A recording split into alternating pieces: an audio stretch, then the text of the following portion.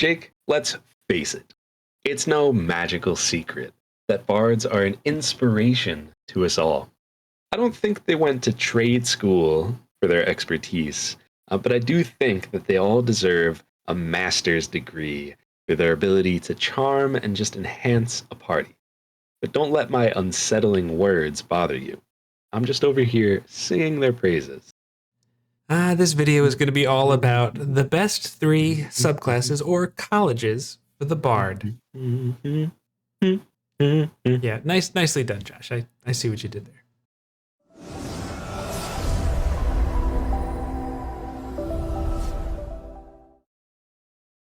The criteria that we're going to use in order to determine which 3 subclasses we think are the best is, number 1, we're going to be looking at raw power, which is probably going to emphasize combat a little bit more than anything else. Second, we're going to be looking at just, does this enhance what the bard is looking to do in general? We don't like subclass mechanics that tend to take away from what the bard does. We want to make that better. And then last but not least, we're going to be looking at if these mechanics fit the fantasy of playing a bard and or the subclass in question, because that's kind of what a subclass should do. If there's 2 subclasses or even more than 2 subclasses or colleges that go over a very similar thing, we're going to choose which one does it best, and we're going to leave the other one out of the list. Even if it's great, if there's something that does the same thing but better, it's not worth going over again twice. Stay tuned to the end, because at the end we will give our list, our ranking of our actual top 3. Of course, when we do the video, it's going to be in alphabetical order. So if you want the 1, 2, and 3, that's going to be at the end, and possibly there might be some honorable mentions and some other prizes that go out. Who knows? Stay tuned. Josh, first up on the list, we have the bard that knows how to talk real good. We're talking about the Eloquence Bard. What about the Eloquence Bard gives and enhances raw power?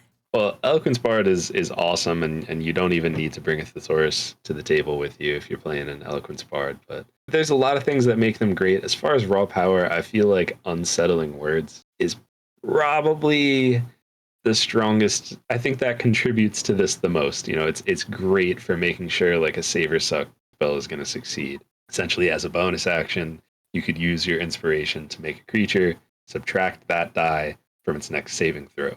So if, say, you're about to do Hold Person and you use your bonus action for that inspiration, well, Hold Person's got a much better chance of working now.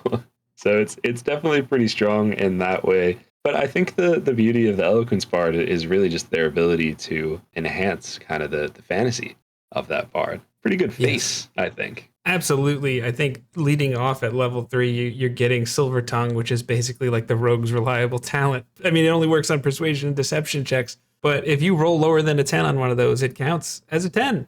And what you also get at level 3 is expertise. So you could choose persuasion and deception. And Josh, there's a few dungeon masters out there that say yes to things they shouldn't. I feel like a lot of times that happens with persuasion and deception checks, and this bard can easily lean into that. We also have Unfailing Inspiration, where the bard is known for inspiring their allies, whether it's an attack roll, ability checks, saving throws. If the roll isn't good on your bardic inspiration die, it's still used. But Unfailing Inspiration, that's not the case. Now you just try it every time. I don't care that I have to roll a 7 or higher on my D8. I'm still trying because it still might work. That's really good. And then also Infectious Inspiration. If you successfully inspire someone else, well, now as a reaction, you can do your charisma modifier times per day, get another bardic inspiration out there for free. So it's just inspiration aplenty all over the place. This is just taking one thing that the bard does, one of the core features, and dials it up a lot. Turns up the volume. Get the gain on there, Josh. The way it goes. And last but not least for the Eloquence Bard, Josh, how does this bard subclass in particular deliver on the fantasy? I think it delivers really well, honestly. I mean, you just touched on it before in the previous section, but the way that Silver Tongue just sets you up for those persuasion and deception rolls really makes you feel like a smooth talker. If your idea for the bard, or specifically for the Eloquence Bard, is that you're going to be that smooth talker, you're going to be the party face, You're going to be able to convince people to support you or whatever, or get those discounts, whatever you like to do. I don't know. People love persuasion and deception rolls. If that's your thing, I think it delivers really, really well. I also I feel like this is probably a good choice for all the horny bards out there. Probably a good one. You know, you're a talker. Yes.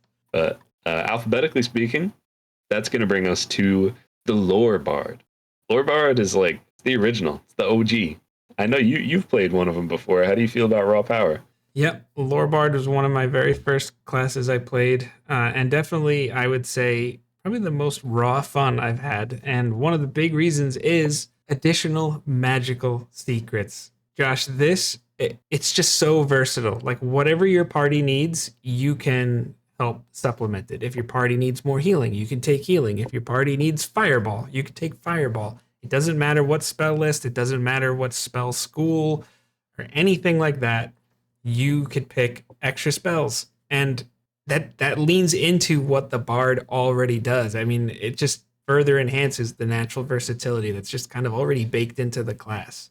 I mean, yeah, that kind of leads you right into enhancement, doesn't it? Exactly. That brings us right into the next section. I think if the design goal for the bard was to be a support class, there's not much that enhances it or enhances that base design like the College of Lore. Being able to protect your party members using cutting words to cancel out someone's action with your reaction. I mean, if you don't know how big that is, definitely watch our series on the action economy. But combat is a game of actions. You could take actions off the field or negate someone's action. That is like the biggest thing that you could do on a turn. So the fact that you could do that with your reaction, that's insane. It's like an even cooler and frankly more useful counterspell. So yeah, I think it enhances the base class tremendously. But how does it deliver on a fantasy? Even just at level 3, you get 3 extra skills that you have proficiency in, right? I mean, when you think of a bard, you think of someone that's just, they've been there, they've been here, they've been everywhere. It's just the way it is, and they've learned, they sing and they know things. That's what this bard is all about. And I think you kind of led off with it. This to me is just like the most quintessential bard. I think like when you think bard, this is the one that comes to mind. I agree. I mean, I'm right there with you. And that, of course, brings us to our final choice, which is the Valor Bard. Might be an upset for some, but when it comes to raw power... You mean we didn't choose swords? Well, maybe we'll get to that. Maybe, or maybe not. But when it comes to raw power, I mean, the Valor Bard is awesome. Like they are the true Gish. They are the true martial magical warrior. You're a great combatant, like as far as, you know, melee or ranged weapons, and you're also a primary caster.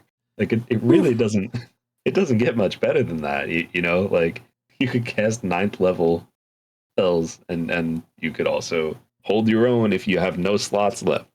Yep. Like, hey, you want to be a polearm master primary caster?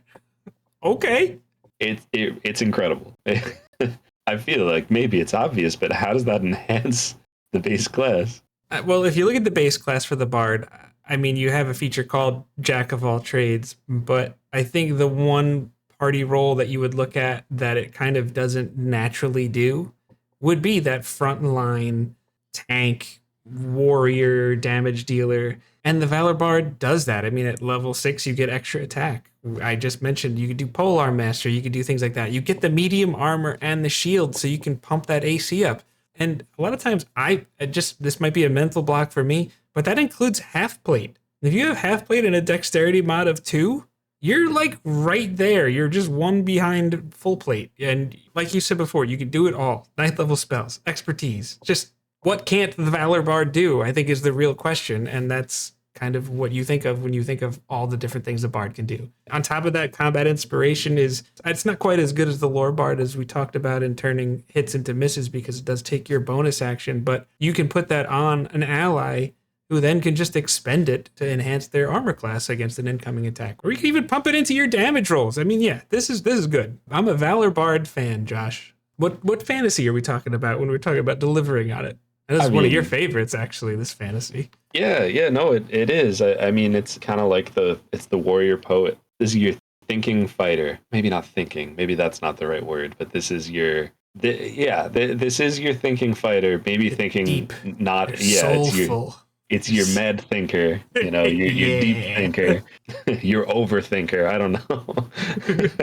But This is the warrior that makes it art, yeah, exactly. This is the right? warrior that makes it art. This is the one that they write stories about because maybe the choices they make in combat are specifically for the storybooks, and they might even write those storybooks. You know, look, toss a coin to your Witcher. I was There there. it You is. know, Yeah. like Yes, this is almost like if Jaskier and Geralt had a baby. It would be the Valor Bard. pretty much. So yeah, I mean, for me, I think it really does deliver on a fantasy. I've never played a bard actually, but I've rolled a Valor Bard before. Really, really would love to play I that. think, yeah, I know you love your marshals, and I think this would get you maybe to be like, you know what, primary casts are not so bad. It's the best entry Yeah, for me yeah. personally, maybe not for everyone, but so yes, I think it absolutely delivers on a fantasy perfectly. All right, Josh, this is the moment we've all been waiting for, where we actually rank the three that we've talked about. So we've got eloquence, we've got lore, we've got valor. So in the number 3 spot, who do we have, Josh? Number 3 spot, I feel like some people might be upset by this, but it's eloquence. The eloquence bard, College of Eloquence, they really are incredible, but I feel like they're more incredible at like one thing. Maybe that's a little harsh, but just in comparison to the other two options that we have here, eloquence is going to be awesome in those social encounters. It's incredible that your bardic inspiration is going to stay there until it works. You know, unfailing inspiration is just it's fantastic, and you really shouldn't sleep on it. Awesome class, awesome subclass. But for me, it's number 3. Yeah, and it's not about disrespecting eloquence. I think it's about giving the Valor Bard, who we put at number 2, the respect that we believe it deserves, especially when you consider that they can literally do everything. And their capstone, the level 14 feature Battle Magic, is one of the most action economy awesome skills in the game. You cast a spell as an action, and then you can get that weapon attack as a bonus action. That's just beautiful. You're literally doing everything you envision doing with this class every round if you want. I don't think it gets much better than that. I know that we don't talk about multi-classing in these videos. Like it doesn't affect our decisions for our rankings and what goes on here, but like imagine a Valor Bard Wow. with that Warlock feature that lets you use your charisma modifier Yeah. for Little your attack. Hexblade, That's Hexblade. pretty nice. Pretty nice. Yes. But anyway, what does that mean for number 1? Number 1, of course, you shouldn't be surprised by this. It's the Lore No. Bard. It just fulfills the fantasy so unbelievably well. Cutting words. I think Jake and I both we get really excited when we have abilities that can just kind of break the action economy, and that's Yeah. exactly what Cutting Words does. You know, couple that with just the most iconic college that they have. It's just awesome. Even if you do the half elf lore bard, I mean, you're getting proficiency in what feels like every skill. You're getting expertise on that, and then the magical secrets. There's just this is like your Swiss Army knife that gets to be designed exactly for the needs of every party that they're part of, and that's just such a wonderful class to play. But we realize that this may have ruffled a few feathers here, so we want to hear what your top 3 are. We want to hear why you probably want to say swords and whatever other machinations you've got in mind for the bard subclasses and why we're wrong. Tell us about it in the comments section. Ultimately, Josh, I felt like swords, the way they used their bardic inspiration, took away actually from the mechanics design, in that it's designed to help others. Yeah, if you want to watch maybe the video we did about the barbarian, or perhaps our action economy series, that's going to be on screen now. So thank you so much for watching. Don't forget to like, share, comment, subscribe, and yeah, we hope you have a very inspiring day. Take care, everyone.